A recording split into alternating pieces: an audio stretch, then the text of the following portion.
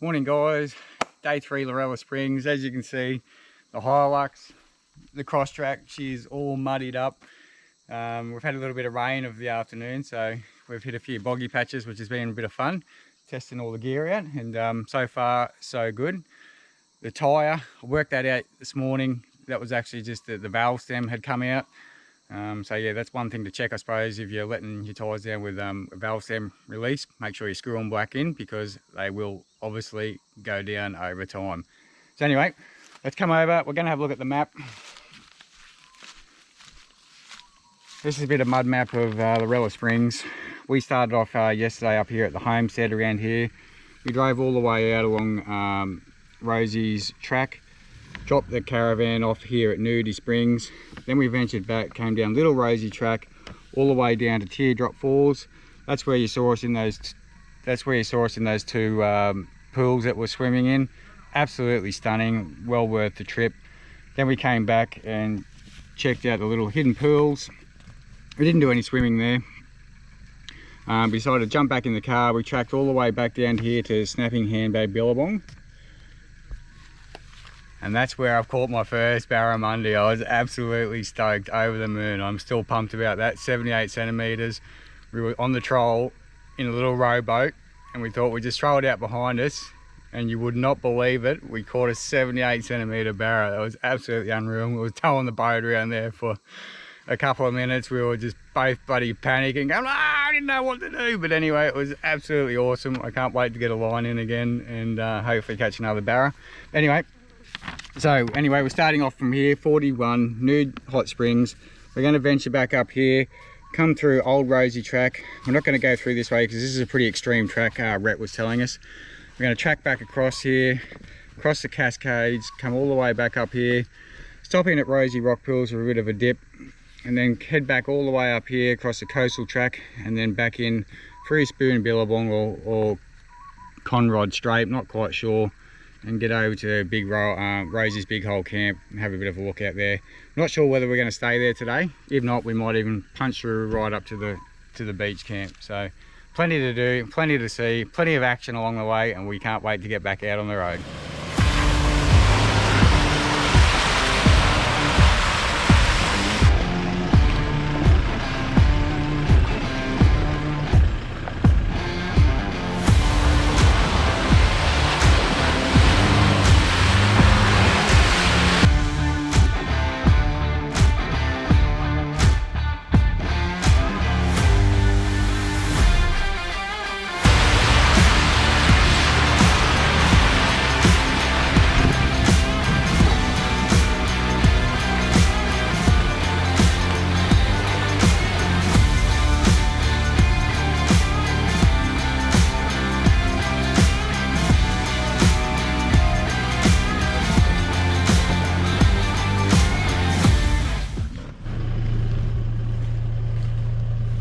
Okay, so we've just disconnected the caravan. We've just rocked up to a place called Cascades Falls, and there is a bit of a creek crossing, river crossing, which does have a pretty steep embankment on the other side, which is really quite wet and slippery. So what we're going to do, as I just said, disconnect the caravan. We're going to do a test run with the Hilux first, just to get a bit of an idea on what it's actually like, because we don't want to get in there and get stuck. Even though we've got all the gear to get out, it's a real pain in the bum, and the trees aren't really placed all that well for winching. So we'll jump in the car, we'll head across, get a feel for it. Fingers crossed that I just cruise up there first go, and then we can come back, hook the van on, get through. Otherwise we've got to backtrack, and it's going to probably add about an extra hour or two. But if we get stuck with the van, that could add 3-4 hours to the day, and it could take us ages to get out. There's nobody around to help. So I think I'm playing it smart here by having a crack at doing it this way.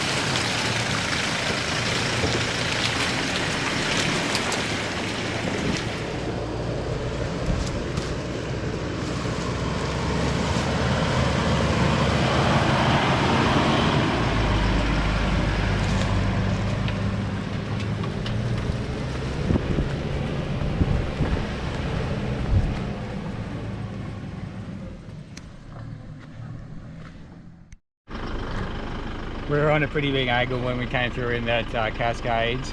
I'm a bit worried, just the two of us, if the van goes over and has a bit of a swim, that'll be bye-bye Jayco. So I think it's just easier, we'll just drive back down, come around. Okay. It's a bit of fun. What do you reckon, Jess? Yep, okay. Part and parcel of being an adventurer, and not that I'm much of an adventurer, I suppose I am a little bit, but you know, sometimes you got to turn around and backtrack if it's not the safest and easiest way to go. Yeah. You don't want things to come to an end over a bad decision. Yeah. Okay. Cool. Especially because there's no other recovery vehicle here. Yeah, exactly right. Alright. I'll meet you on the other side. As always. Okay guys. Nick has decided he's going to do it. He's changed his mind and he's happy to give it a shot. So we're heading back down to the riverbed now.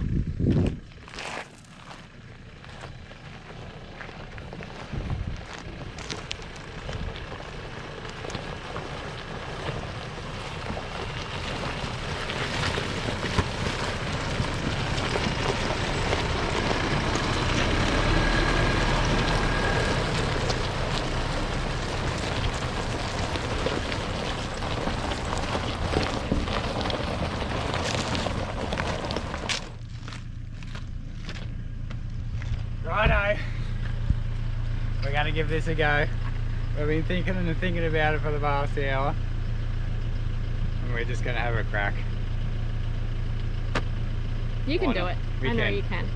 We can. It is nerve-wracking, especially when you're going to pay for all your stuff yourself, and if something goes pear-shaped, you're like, oh my god, this could be costly. But anyway, this is why we do this, to do Just these don't think reviews. about that. No, I know. We'll Think be right. positive. Alright, let's get set up. Here he goes.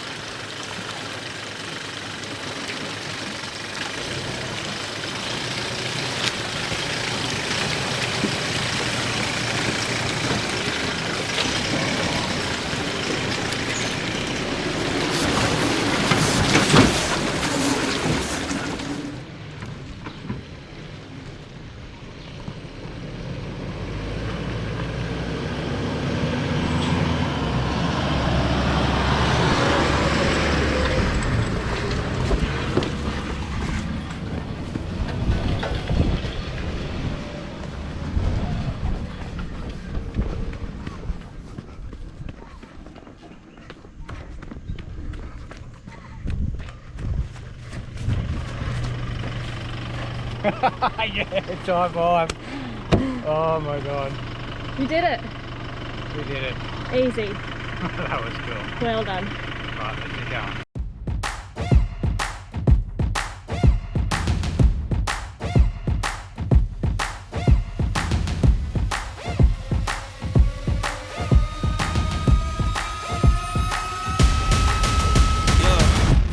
I was speaking to a guy this morning. We were camped up at Nerdy Camp, and they've just come back from the coast here, and there was a guy bogged up there for about 24 hours.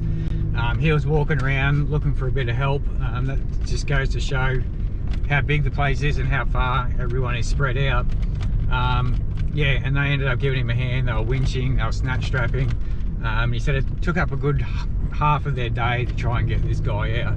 So, you know, it is remote. You do have to come prepared and make sure you got all the gear and some sort of an idea on, on how to get yourself out. There's the old saying, all the gear, no idea, but it's better to have all the gear and no idea and have nothing and not be able to sort of recover yourself. Anyway, we'll keep pushing through to Rosie's beach camp, and hopefully we can chuck the line in and maybe catch some more fish.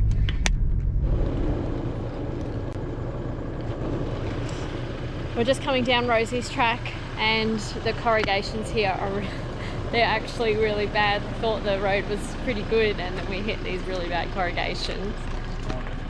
Bloody class. So Nick, you're just going to let some more air out of the tyres. Yeah. And this will be a good test for the caravan. Yeah, see if it's in one piece by the time we get there.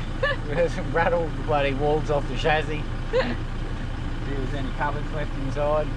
We'll see what happens.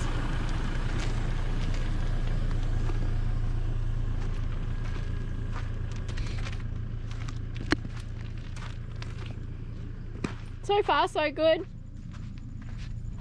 These are the worst corrugations I've ever seen. This is shocking. Oh, it doesn't matter how fast you're going, fast or slow. They're just, God, they're like the flies, relentless.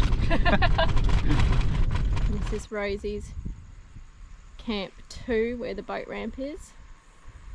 So we've just pulled up and put everything out and right on the water, just up the top so crocs can't get us.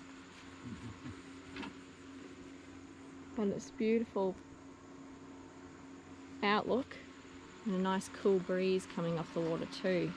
We haven't had one for a couple of days, a cool breeze. Nice. Good to stop driving.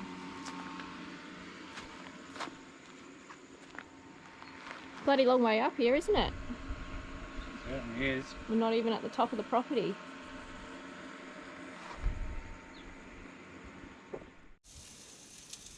Alright, I'm gonna close out day 3. We've got the roast lamb on, and Nick's just seen something big in the water, so he's gone down to try catch it. I hope he catches something. So we'll catch you tomorrow.